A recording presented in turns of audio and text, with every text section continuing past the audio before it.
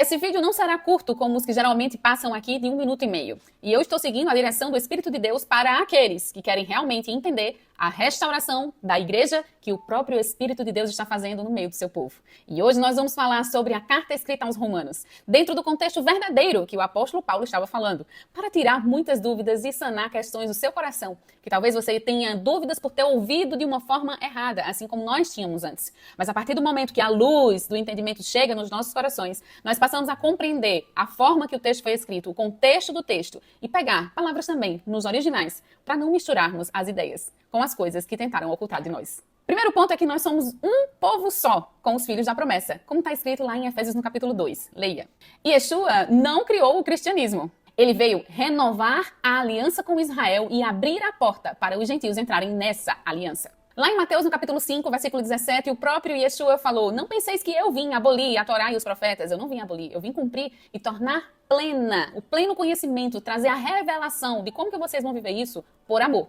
Em Romanos, no capítulo 6, versículo 14, está escrito: não estáis debaixo da lei, mas debaixo da graça. O que é que isso estava realmente querendo dizer? Debaixo da lei, no sentido de debaixo da condenação daquilo que você faria pela desobediência e seria punido naquele exato momento por aquele erro.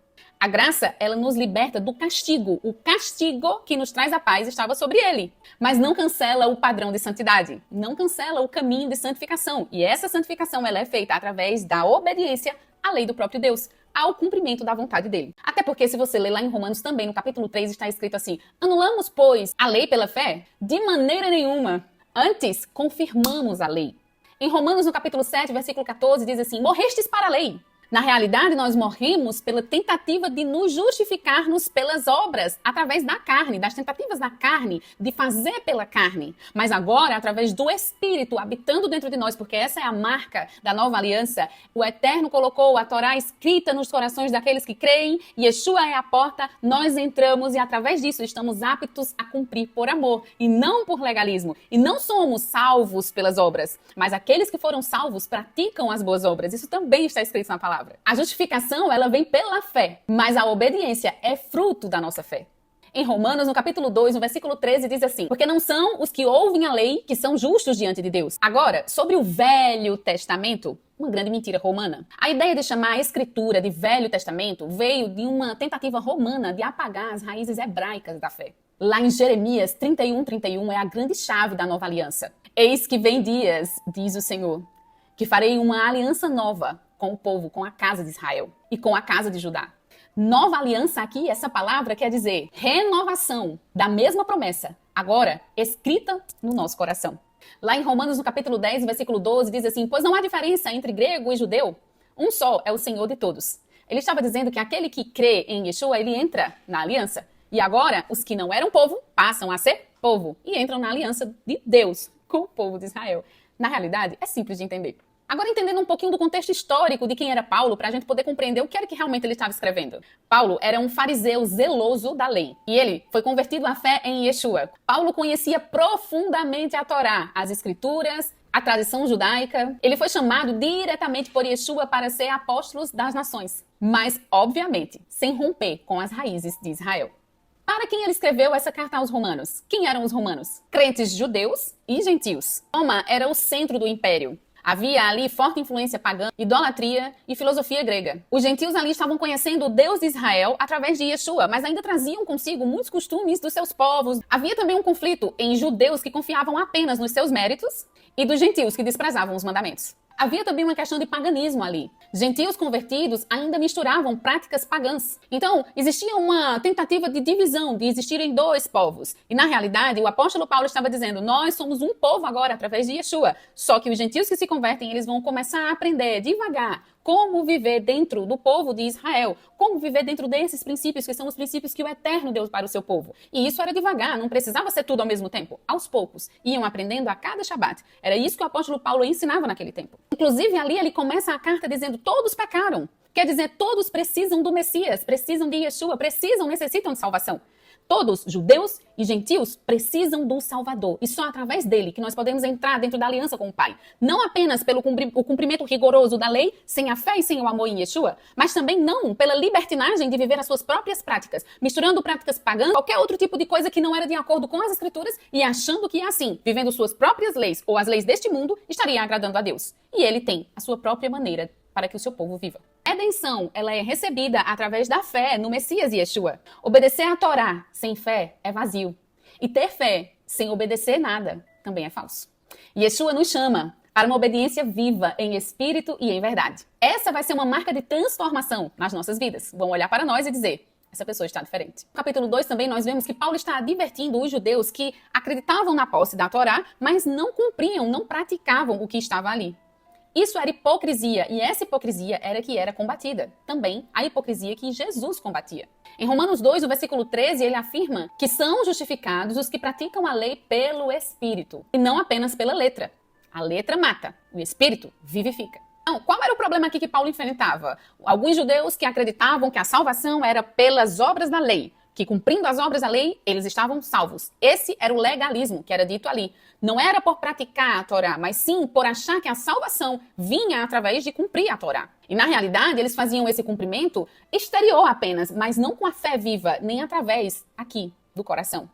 Lá em Romanos, no capítulo 3, ele também fala, nenhuma carne será justificada pelas obras da lei. Ele não está falando da lei do Eterno, ele está falando das obras da lei que tem a ver com duas coisas. Uma era a justiça própria através das obras da lei, sem fé no Messias, sem estar escrito no coração, sem ser com o coração envolvido em amor para praticar, mas apenas uma coisa morta, praticar sem ter a reverência ao Espírito de Deus. A questão de obras das leis eram as coisas que eram colocadas em cima da lei do próprio Deus. As obras da lei eram os pesos colocados em cima da palavra pura e simples que eram para ser praticada. Muitos pesos que nem eles mesmos praticavam. A salvação é pela graça. Graça essa que sempre existiu. Antes mesmo da criação do mundo e depois da criação do mundo, lá no início, a graça já existia. Mas a vida de obediência é fruto do Espírito em um coração transformado pela palavra. E a santificação nos leva a ler toda a Escritura e querer entender o contexto do que o próprio Eterno determinou para os seus filhos. A identidade espiritual é estabelecida pela fé obediente, não apenas pela linhagem carnal. Fé e obras andam juntas. Lá em Romanos, no capítulo 5 e 6, mostra que a graça ela não anula a obediência, ela nos capacita à santidade. Em Romanos, no capítulo 6, diz assim, que diremos, pois? Permaneceremos no pecado para que a graça aumente? De maneira nenhuma. Paulo estava sempre mostrando que a salvação ela é pela fé em Yeshua e não apenas pela prática da lei sem Yeshua. Muitos dizem, agora que estamos debaixo da graça, não precisamos mais obedecer à lei. A graça, ela nos liberta da condenação do pecado por meio do sacrifício de Yeshua, mas não anula o padrão de santidade de Deus. A Torá, ela permanece como luz para o nosso caminho. Só que agora, vivida no Espírito. A lei serviu de aio. Sabe o que é aio? É um tutor que leva a pessoa até o mestre. Esse tutor é a lei. A lei serviu de aio para nos levar até o Messias, mas não para dizer, pronto, agora acabou. É para que você visse o que era a Torá viva andando em amor, porque Yeshua é o verbo que se fez carne, e esse verbo é a palavra. A palavra que existia era a Torá. A Torá do Eterno se fez carne e habitou entre nós. Aí agora a gente olha para ele e diz, deixa eu ver como é viver isso por amor, com essa palavra escrita nos nossos corações. Como é viver em obediência olhando para o Messias. E isso é a coisa mais linda que pode existir. O sangue de Yeshua nos redime. O Espírito nos transforma para vivermos em novidade de vida. A noiva do Cordeiro será santa, separada, obediente. A cruz não é uma desculpa para vivermos na carne. É o portal para ressuscitar na luz e andar como filhos da obediência viva. Lá em Romanos, no capítulo 7, está escrito que sem a Torá, o homem não saberia o que era pecado, o que desagradava a Deus ou não. A Torá define o padrão de santidade. Só que a letra em si, ela não tem poder de regenerar. O Espírito é que vivifica.